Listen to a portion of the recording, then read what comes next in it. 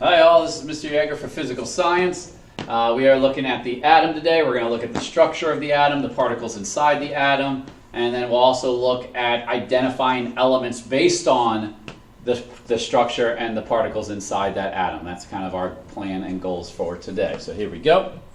All right. So, an atom itself, what is it? An atom is the smallest unit of matter. Okay, it has all the properties, both physical and chemical, of that element. Meaning, even if I go down to that very, very smallest level, okay, it'll hold all the same color, smell, texture, everything of that element that it has. It'll react the same way as all the other things as we have. All right, and that's basically it. So, I mean, what I have here with the picture with the gold is to make you go, if you're seeing that object, you're seeing just a ridiculous number of atoms already together. But if I'm able to pull out just that tiny, tiny, tiny, tiny, tiny, tiny, tiny, tiny one atom, it should actually still look exactly like what you see there. Okay, is what we're looking at the end. So it has all the same properties as the larger object itself. Okay.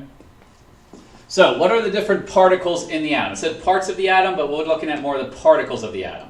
So there's three main particles inside the atom. Okay, inside the atom itself. Sorry, I'm going to change color so I can distinguish a little bit since some stuff's already written there. Okay, and so we have protons, neutrons, and electrons. I'll put a little number next to each of them. Okay, just the three particles we're going to talk about and be talking about a lot during this unit. Is protons, neutrons, and electrons. There's basically three things you need to know about each of these particles. I only have two of them written on the board here.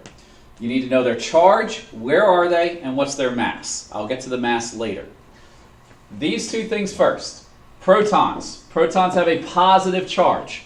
A positive charge. All right? We should be able to remember that with positive proton. P and P. Okay? Positive proton, positive charge. We will say that they have a positive 1 charge. Each proton takes up or has a positive 1 charge with it. Okay? So it has a positive 1 charge for each proton. They are found in the nucleus of the atom. All right, so they're found in that center part of the atom. Neutrons. Neutrons have no charge, or they are neutral, hence the name. Okay? Neutral neutrons. And I say that because there's going to be something that you could possibly get confused with neutrons and their charge. But they're neutral. They are also found in the nucleus. The electrons are negatively charged. And we say that each electron has this -1 charge. All right? They are found outside the nucleus. We're going to give it a name, that area outside the nucleus, in just a minute. But all of this is the atom. Everything is inside an atom. The protons, neutrons, and electrons. Okay? The electrons are not outside of the atom. They're outside the nucleus, not outside of the atom. All right? So that's what we're looking at there. All right, protons, neutrons, and electrons. Okay. With that, then we can kind of describe the two major areas in an atom. We have, of course, the nucleus, the center of the atom. Okay, the nucleus of it. All right. This is a very, very tiny section of the atom. It's very, very, very small in the center of the atom. It has all of the protons and neutrons, which we're going to learn means it has basically all of the mass. The nucleus has most of the mass of the atom, almost 99% of it basically. Okay? It also has a positive charge. Why would the nucleus have a positive charge? Well, the protons are all positively charged, and they're found in the nucleus. Is there anything in the nucleus that will cancel those positive charges out? The answer is no. These neutrons have 0 charge. So as a unit, the nucleus is positive, okay, because of the protons. So the nucleus is positive, okay? That's what we're looking at. Now the thing is, you might think, why is the nucleus being held together if it's all positive? Because don't positives and positives repel? Don't they push each other apart, okay? The thing is, that's the importance of the neutrons, okay? The neutrons are neutral, so they're not attracted to or repelled by these protons. They're not even attracted to or repelled by each other. Okay? And so what happens is they act like a cushion. The neutrons are like a cushion that's able to separate out all of the positive charges so they don't all freak out and split up.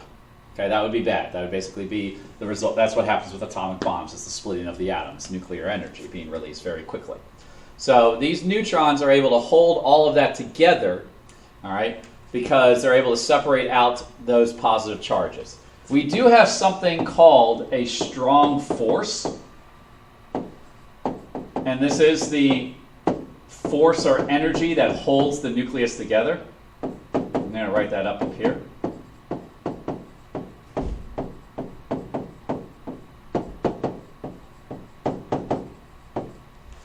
The force that holds the nucleus together. All right, but I don't know whether that'll be something on the EOC or not. But if there's any talk about it where like you have a strong force holding them together, that's what's holding the nucleus together. All right, I'm going to erase all this. Let's talk about the electron cloud.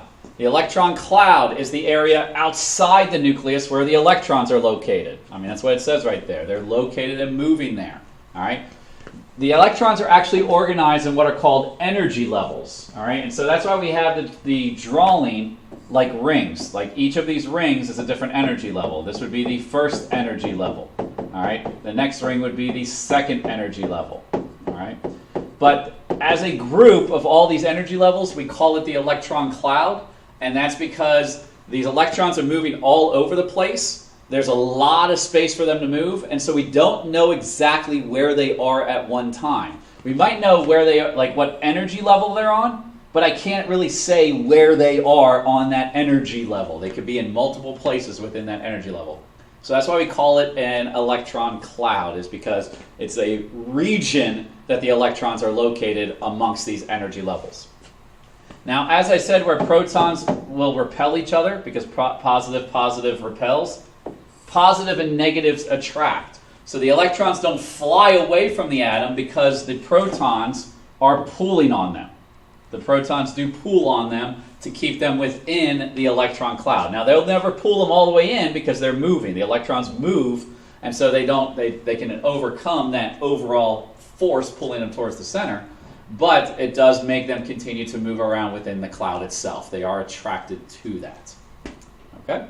So those are your two major parts, the nucleus and the energy level. So let's break down a little bit here. Let's break down what we just went over. The proton has a positive charge.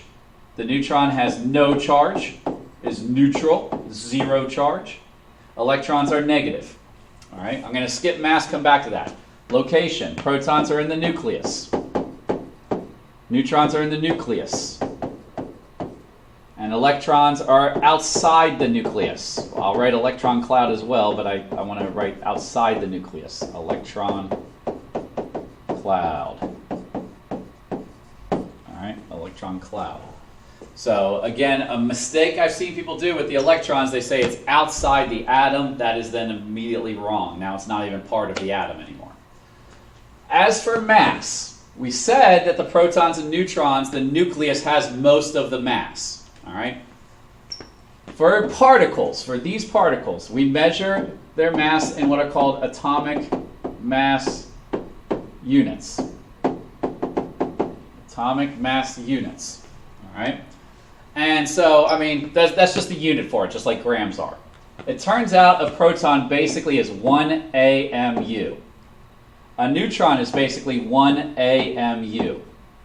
Now, it turns out the neutron is slightly bigger, but only by decimal amounts, by like 100th or 1,000th amounts, so it's not that large. The electron, we basically say, is 0 AMU. Now, I want to be clear. What I'm saying is the electrons are not going to be counted when we have to figure out mass. We don't need to count the electrons when we figure out mass. But they do have mass. It's just so small that, again, if I add it in there, we won't see a change in the larger number. Okay? So that's all we're saying about the electrons. It does have mass, but it's so little, don't count it. Don't count it. Only count protons and neutrons. So we're going to use that as we start introducing elements, which is next. So, how are atoms and elements connected? Well, an element is a pure substance, something that you can hold, that's made up of only one type of atom. So going back to those gold bars, all right? These elements are all entirely one type of atom. So they look exactly what the little tiny atom will look like. They're made up of just a single substance. And this is what we have on our periodic tables, which we're going to break down. These are the things that are going to react and form compounds and molecules and different things, are the elements. So, in order to understand the elements, there are 4 basic properties that we need to know about them. I know you only see 3 here. We need to know what's called their chemical symbol, their atomic number, their mass number, and then we are also going to talk about this year, which I haven't talked about before, their atomic mass. There might be a couple questions related to atomic mass on your EOC now. Okay? But all this information can be found on the periodic table. All right, so on the next slide, I have a block from the periodic table for one element, and we're going to break down how to interpret that, because if we know how to do the one element, we know how to do all the elements. Okay? So what I have here is this right here was taken right off a periodic table. I basically just copy and pasted this one element off the periodic table. All the other elements basically look like this with different numbers, with different letters, etc., etc. But if we again understand one, we can understand many. Okay? So, what are the different parts to pay attention to when I'm looking at an element on the periodic table? Okay? We obviously have the name right here. Nothing too special there. This is the element calcium. Okay, the one that makes bones stronger and everything like that. All right? So we have the name. The name will be clearly on your periodic table. Right above it, we have the chemical symbol. It doesn't have to necessarily be above it. I'm going to say that, again, periodic tables are all unique in terms of who's making it, but they all show the same information on each block, and they're all arranged the same way. It's just maybe this information is not arranged the same way, is what I'm trying to say. All right, so what do I have here where it's just 2 letters? That is what's called the chemical symbol. And that's the abbreviation for the element, which is very useful so we don't have to write the element out every single time. Some of the elements have pretty long names. All right? Chemical symbols are always either 1 or 2 letters long. Always only 1 or 2 letters long. And the first letter of any chemical symbol is always capitalized. That's how we know when I combine multiple chemical symbols that I have a new element. All right? There are no elements that have 3 symbols. All of them have only 2 symbols, or 2 letters, not symbols, 2 letters. All the symbols only have 2 letters. Sorry about that. All the elements have 1 symbol made up of either 1 or 2 letters. So what you see here is calcium, which has 2 letters. So the first one is capitalized, the second one is lowercase. If you wrote it as 2 lowercase letters, that is incorrect. If you write it as 2 uppercase letters, that is also incorrect, because now I'm sitting there going, well, C is carbon, and there is no element A. So that doesn't even exist. Ca, we're going to learn as a compound if we write it that way, but it doesn't exist because there is no capital A element. Okay? So we would have to write it Ca, and then if I have another element come along, C. So this would be calcium, carbon, okay, etc. So that's how I can figure out that I have a new element. The second number, probably worth showing next, is this top one, all right? And it's going to be a number where it's just a whole number. It's a number with no decimals. This is the atomic number, and it is probably the next most important thing with the chemical symbol. The atomic number, the definition, is it's the number of protons that atom has. So what this is saying is calcium has 20 protons. 20 positive protons. All right? And that's so important because this is what determines the identity of the elements. The atomic number, the number of protons, is what tells you what type of element you have. All right? If we change the proton number by 1, we have a whole new element we have to talk about. But every single calcium atom, every single one of them, has 20 protons. Okay?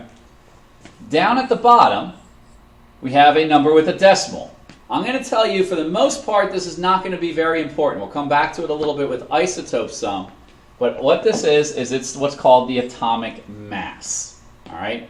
And I'll go ahead and write it out now. It's basically the average mass of all isotopes.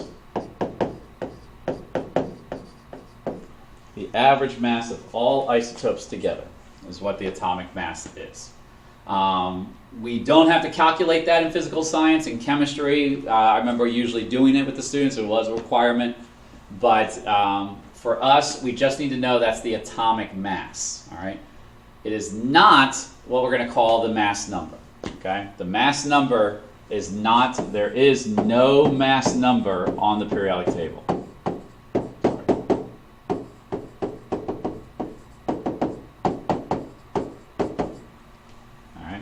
So there we go. So on the periodic table, you can find the element name, the symbol, the atomic number, the number of protons, and the atomic mass. But we're going to see the atomic mass is sort of not helpful when we want to identify elements. It's not going to do a lot. Next. So here we go. Here's a periodic table. And again, we can basically just pick out any element. You can see it's written slightly different. Obviously, it's probably blurry for you to see. But, you know, if I grab this one up here, it says, you can't really see it, it says hydrogen. We have this chemical symbol H, so it's just made up of one letter. We have a number up here, the number 1. That's the atomic number. What does that tell me? Hydrogen has 1 proton. And then a number down here, which you definitely can't see, which is something like 1.00787, something weird. That's your atomic mass, all right? And again, that's not going to be very helpful when we want to. It's not something that we're going to use so much. It's something we have to interpret, but not so much something that we're going to use. Okay? All right. Some other ways that you can see elements written out. It's not on the periodic table, but you might have it written out on your test. Would be this way. Okay? Now, the first thing I want to tell you is we have something called the mass number. The mass number is the number of protons and neutrons in that particular atom of sodium. Okay, sorry, this is sodium. I'll write that down. For this particular atom of Na, which is the symbol for sodium. All right, so that's sodium. I just want you to be more prepared for that you might have something right now where you have the chemical symbol, one number written on the top left and one number written on the bottom left.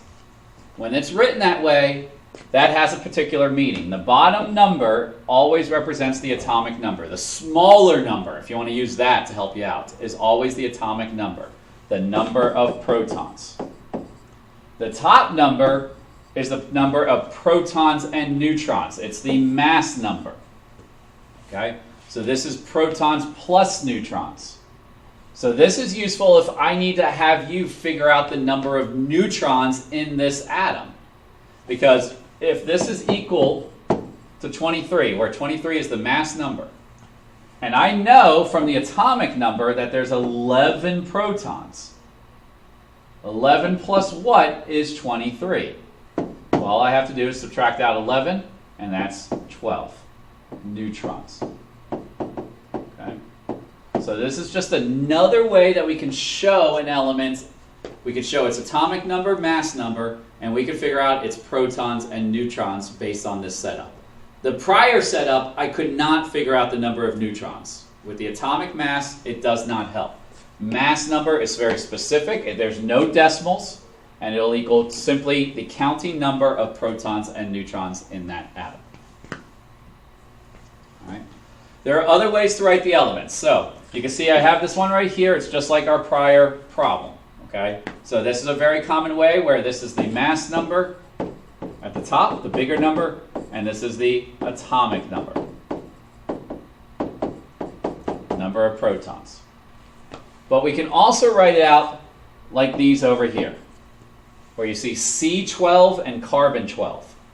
If we write it like this, if we write it like C12 and carbon 12, the 12s are the mass number. Now, why do I not give you the atomic number? Because I can look up carbon on the periodic table and figure out the number of protons based on the atomic number on the periodic table. I can find carbon, I can look for the number above it. Basically, it would be something like this. I'd see C, carbon, 12.011, and then 6. Okay? And so I can look at that and go, this number is the atomic number. That's the number of protons. So therefore, this carbon 12 has 6 protons. If this is the mass number, this is equal to protons plus neutrons. So if this is 12 equals 6 plus what? That's 6.